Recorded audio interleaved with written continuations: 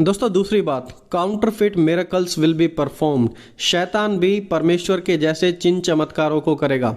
वो बीमारों को चंगा कर देगा, लंगड़े चलने लगेंगे, आंखें खोली जाएंगी।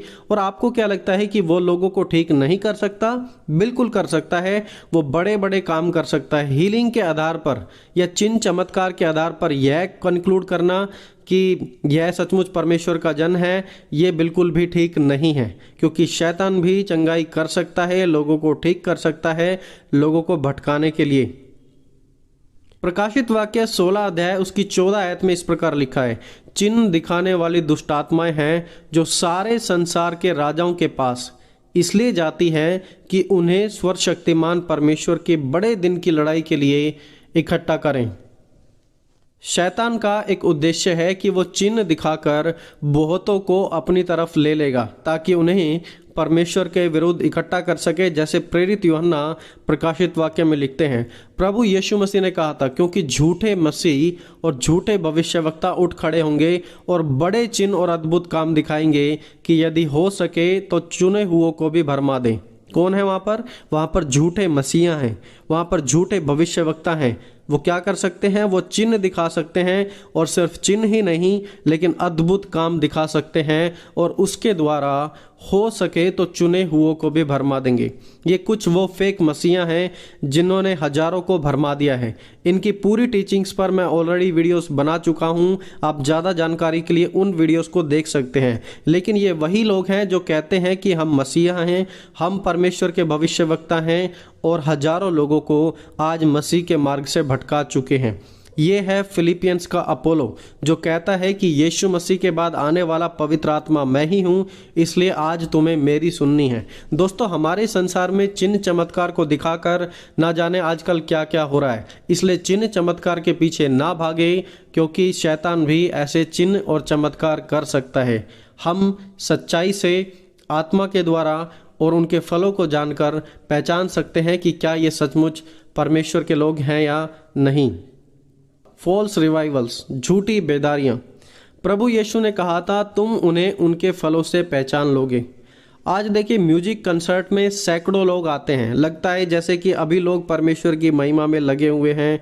लेकिन म्यूजिक कंसर्ट खत्म होने के बाद कितने लोग सचमुच विश्वास में रुके हुए होते हैं? लोग वहाँ पर यीशु के लिए नहीं लेकिन म्यूजिक के लिए जा रहे हैं। कलीसियाओं में भिन्न भिन्न प्रकार की शिक्षाएं आ रही हैं, जैसे कि आत्मा में हंसना, लाफिंग इन द स्पिरिट। लोग सिर्फ खड़े होकर कलीसियाओं में सिर्फ हंसते रहते हैं, मजाक बना दिया है कलीसियाओं का। और फिर आ गया है जंपिंग इन द स्पिरिट, आत्मा में उछलना, सिर्फ उछलते रहते हैं। कोई कलीसिया में सांप लेकर आ रहा है, और किस रीति से लोग पता नहीं आगे बढ़ने के लिए कोशिश कर रहे हैं कि हम मसीह के नाम में आगे बढ़ रहे हैं। पर क्या सचमुच इन बातों के द्वारा मसीह में बढ़ा जा रहा है? आज बहुत से मसीहियों को लगता है कि जो वो देख रहे हैं यही बिल्कुल सच है, लेकिन उन्हें परमेश्वर के वचन से चेक नहीं करना आता, और ना ही वो करना चाहते हैं, क्योंकि उन्हें सिर्फ चमत्कार को नमस्कार करना आता है। दोस्तों, मैंने कुछ ऐसे लोगों को देखा है कि उन्हें कितना भी अच्छा वचन क्यों ना बता दिया जाए, वो कभी भी वचन को नहीं मानेंगे जब तक वो चमत्कार नहीं देखेंगे। उन्हें खुशी होती है चमत्कार के द्वारा, ना कि परमेश्वर के वचन को सुनकर। जैसे कि भजन संहिता में राजा दाऊद ने लिखा कि तेरी व्यवस्था से मुझे खुशी मिलती है, आनंद मिलती है। तो आज वैसा नहीं है। आज चमत्कार से लोगों को आनंद मिल रहा है, परमेश्वर के वचन के द्वारा नहीं। वो चमत्कार को ही अपना खुदा मानते हैं। जब चमत्कार देखते हैं तो खुश होते हैं, और जब अपने घर वापस जाते हैं तो उनकी लाइफ अलग होती है, उनकी लाइफ में खुशी नहीं होती, क्योंकि उनके जीवन का आधार परमेश्वर का वचन नहीं और चमत्कार है। देखिए, अंत के समय में बहुत कुछ झूठा होने वाला है, बहुत सारी चीज़ें फॉल्स होने वाली हैं। झूठा सुसमाचार, झूठे चमत्कार, झूठे चिन्ह चमत्कार, बहुत सारी चीज़ें झूठी आने वाली हैं। दोस्तों, इसलिए अपने आप की चौकसी करें। देखिए, जब चूहों को मारा जाता है तो वहाँ पर एक दवाई रखी जाती है जिसे आकर चूहे खाएंगे और उसके बाद वो मर जाएंगे। आप जानते हैं कि उस दवाई में 95% आटा या फिर कुछ खाने की चीज़ होती है, और उसमें सिर्फ 5% जहर होता है, सिर्फ 5%, और वहीं 5% उनकी मौत का कारण बन जाता है। दोस्तों, शैतान भी आज थोड़े थोड़े झूठ डालकर, मिक्स कर कर हमारी सच्चाई में लोगों को भटका रहा है, और उसका रिजल्ट क्या हो रहा है? भटके हुए लोग भटके हुए परिवार, भटकी हुई कलीसिया जो कभी फिर दोबारा मजबूत नहीं बन पाती।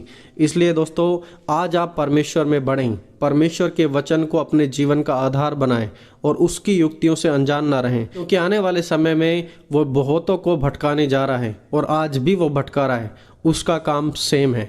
इसलिए अपने आप की, अपने परिवार की, अपने कलीसिया की चौकसी करें और सबसे ज़्यादा परमेश्वर को, परमेश्वर के वचन को अहमियत दें।